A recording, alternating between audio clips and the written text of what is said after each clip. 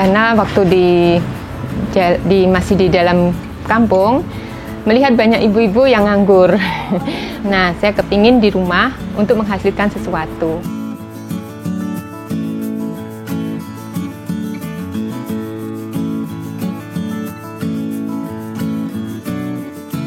Assalamualaikum warahmatullahi wabarakatuh. Salam semangat dalam berikhtiar menjemput rizki. Nama saya Ibu Anifah Maihati. Alamat Pelosok Kuning Raya, nomor 3. Usaha Deva, oleh-oleh khas Jogja, khas Sleman, Yogyakarta. Pada tahun 2003 tidak langsung menjadi satu usaha yang bisa diterima oleh konsumen, tetapi kita juga harus menciptakan bagaimana ikhtiar kita ini dilakukan setiap hari secara rutin. Lalu nanti kita akan mendapatkan ilmu dari pembeli, dari pelanggan, bahwa produk kita semakin hari akan semakin baik dalam proses produksinya, dalam manajemennya, dalam pengemasannya, dalam pelayanannya. Nah, di saat itu kita harus tetap belajar. Apabila ada satu hal yang baru, kita harus selalu memberikan kesempatan kepada diri kita untuk belajar. Jadi selalu dalam hal positif melihat sesuatu yang berbeda. Kita harus selalu mendapatkan satu teman tiap hari, satu orang baru, supaya kita akan mendapatkan satu ilmu dari mereka bahwa produk kita ini benar-benar sudah bisa diterima oleh khalayak customer kita. Dan alhamdulillah tidak bisa langsung mendapatkan atau mempunyai satu tim, karena pada saat itu kita benar-benar mulai dari nol, dari tangan tidak dari mesin ya. Jadi kita bisa memulai ini dengan kekuatan, kemampuan, kapasitas produksi tangan kita. Lalu kita memulai untuk menerima pesanan ya, setelah kita door to door, titip jual dari warung ke warung. Penolakan tidak apa, kita tetap baik sama yang menolak kita. Kita tetap datangi, silaturahmi, kita beri icip-icip, itu kalau perlu ya. Harus mementingkan untuk berbagi dalam hal produksi, berbagi dalam hal tips untuk menjual, supaya yang kita titipi tidak rugi juga dalam hal mungkin kebersihan. Kita ikut bertanggung jawab dalam hal pengemasan, pembungkus, itu juga kita harus partisipasi untuk mereka. Karena kalau kita berawal dari nol, biasakan jangan sampai mempunyai pinjaman yang membebani. Jadi apapun bentuknya usaha kita harus dari yang kita miliki. Seperti mungkin kalau kita usaha dalam produksi kue, nah berapa kilo yang kita butuhkan, berapa kapasitas yang kita buat, lalu kita jual. Nanti apabila kita sudah mempunyai rezeki untuk membeli alat, kita bisa mengalihkan berapa kapasitas yang bisa bertambah. Nah, seperti itu. Untuk pertama kali, seperti kemarin ada yang WA, "Ibu, saya mau usaha, tapi saya benar-benar nggak ada modal. Di mana ada seorang saudara yang bisa meminjami tanpa pinjaman dengan berbunga, tanpa ada pembebanan untuk kami. Tolong Bu, mungkin ada satu teman ibu yang bisa membantu." Saya bilang, mulailah usaha dengan kemampuan diri, jangan sampai bergantung dengan modal. Karena tips untuk usaha itu tuh nomor satu, kita tuh udah punya tenaga ya, niat hati itu mau usaha itu bagus. Nomor dua, modalnya ilmu tuh apa yang akan kita mulai, mungkin mau usaha jualan apa. Nah, satu itu langsung difokuskan dulu. Lalu setelah ilmu, baru modal itu bisa dijalankan, baru dapatkan setelah kita jalankan usaha. Nah, kalau usaha sudah istiqomah dalam melakukannya tiap hari terus, jangan sampai sekarang produksi besok tidak, sekarang memasarkan besok tidak karena cuaca, karena malas. Nah, itu tidak boleh. Jadi kita harus tetap istiqomah dalam memproduksi dan memasarkan. Untuk kue kering itu kan musiman. Nah, kalau kita mempunyai kue kering gitu musiman ataupun kue basah yang hanya bisa dijualkan pada saat itu juga, itu kan untuk selanjutnya kalau nggak ada pesanan kita tidak bisa untuk tiap hari usaha ya. Nah, oleh-oleh ini memang luar biasa, seperti bakpia ya, di Jogja tuh dulu pianya memang belum ada ya, banyak bakpianya daripada pia. Nah, ibu itu membuat pia karena pertama kalinya nggak bisa membuat bakpia, tapi pianya itu kotak ya. Tapi ternyata anak saya bilang, ibu ini bagus kalau dijual dengan ciri khas dari kita. Jadi wajahnya memang belum bagus waktu itu, kata anak saya, dan nama itu juga berubah-ubah. Pertama kalinya mungkin Grahami Rasa, Anifa Rasa, akhirnya Deva. Deva ini ada singkatan juga. Jadi keberkahan nama itu juga luar biasa. Karena waktu masih di dalam kampung, melihat banyak ibu-ibu yang nganggur, melihat kekurangan dalam income keluarga. Jadi saya tidak mau meninggalkan anak-anak. Nah, saya kepingin di rumah untuk menghasilkan sesuatu. Alhamdulillah diridhoi Allah. Pertama kali saya mendapatkan modal itu dari tetangga saya, warung Bu Kamto almarhumah ya, sekarang udah meninggal.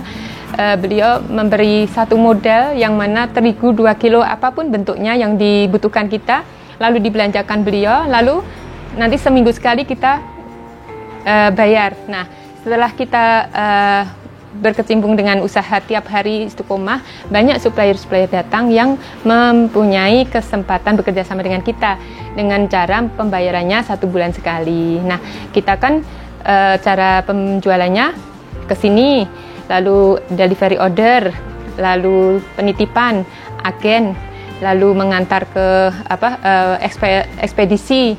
Lalu sekarang ada Shopee ya, ada Tokopedia. Nah, di situ ada Instagram. Alhamdulillah banyak cara untuk berjualan, dan kita mendapatkan kesempatan juga mendapatkan modal dari supplier-supplier kita. Dan kita mendapatkan modal dari perindustrian Sleman itu juga alhamdulillah sampai saat ini. Semuanya dijalankan dengan niat ibadah. Nomor 2, jangan sampai lupa berbagi. Kalaupun kita dari awal mempunyai toko di satu tempat garasi, pertama kali saya mendapatkan kesempatan jualan di garasi di jalan masuk gang, itu disyukuri. Jadi jangan sampai kita mempunyai keinginan mempunyai toko di luar dengan tanpa kemampuan modal. Nah, apabila kita udah punya modal itu luar biasa ya, semuanya secara rapi udah disiapkan.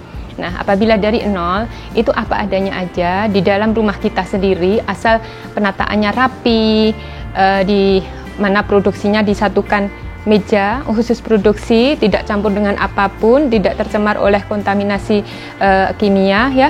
Lalu kita mencoba setiap hari itu target kita umpamanya 1 juta ya, 1 harinya. Nah, apabila belum 1 juta, kita harus memikirkan sistem penjualan kita tuh apa. Jangan hanya mengharap orang datang ke sini. Kita titip jual boleh ya, titip jual itu tidak ada salahnya, tapi kita harus mengetahui bagaimana produk kita ini dengan expirednya ya, dengan kemasannya. Kemasannya itu kalau boleh nanti saya kasih tahu bagaimana supaya kita tidak kehilangan banyak rugi kalau kita titip jual di luar, kemasan kotor kan. Nah, nanti bisa sharing dengan cara bagaimana untuk menutup dengan plastik yang di sereng, itu bagus untuk pemula dan untuk pengusaha makanan ya, supaya kita makanannya selalu vakum dan awet serta tidak banyak rugi. Kita harus mencari solusi, mencari masalah di usaha kita. Umpamanya pia kenapa dulunya banyak yang remuk, sehingga satu hari remuknya itu 50 plastik, padahal dijualnya separuh saja.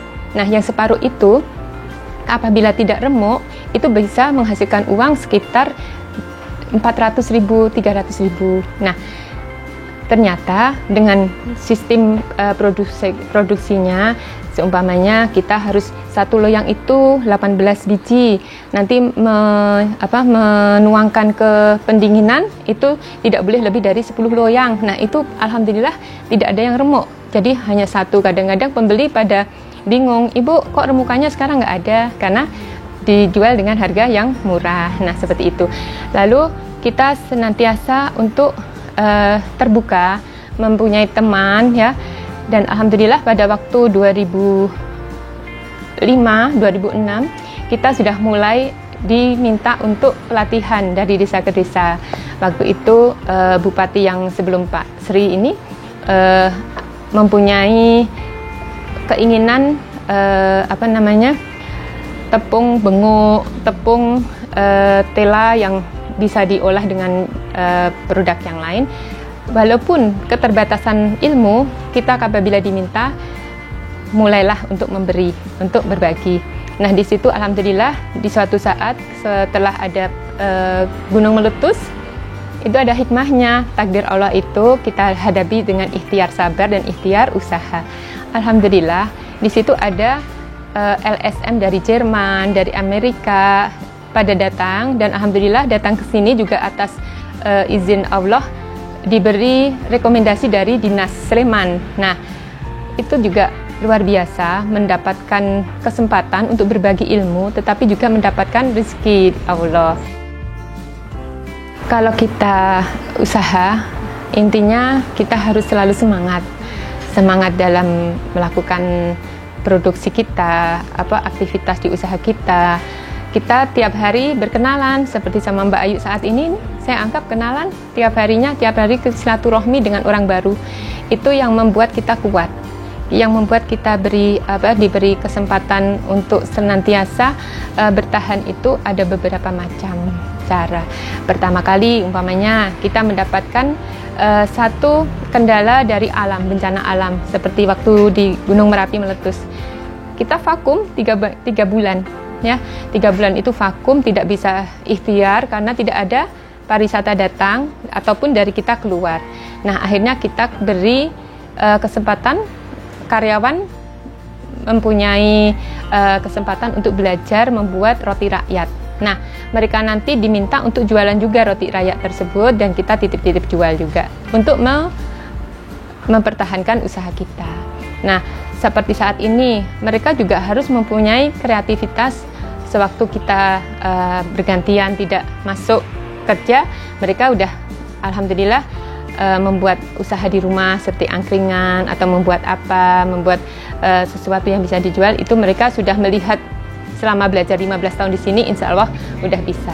Ada juga yang dari sini udah jadi juragan buah dan yang lain-lain. Nah, itu kewirausahaan yang kita miliki, yang kita buat, kita pakai, kita kerjakan, itu bisa untuk jadi pembelajaran karyawan juga. Jadi diri kita nggak boleh lemah, diri kita nggak boleh ada rasa iri ya kepada pelaku usaha yang begitu laris, begitu sukses. Itu kita harus berdoa, alhamdulillah, barakallah, dan kita senantiasa berbagi. Jangan sampai kita tiap hari tanpa sedekah. Untuk Instagramnya Pia Deva, untuk Shopee-nya Anifah Meihati, untuk Tokopedia-nya juga Anifah Meihati ya, atau Pia Deva gitu. Websitenya piadeva@yahoo.com. Untuk pesanan silahkan hubungi nomor telepon saya 081 328 47 6667 ya. Terima kasih Punca Media. Mari berwirausaha, ciptakan peluang usahamu sendiri.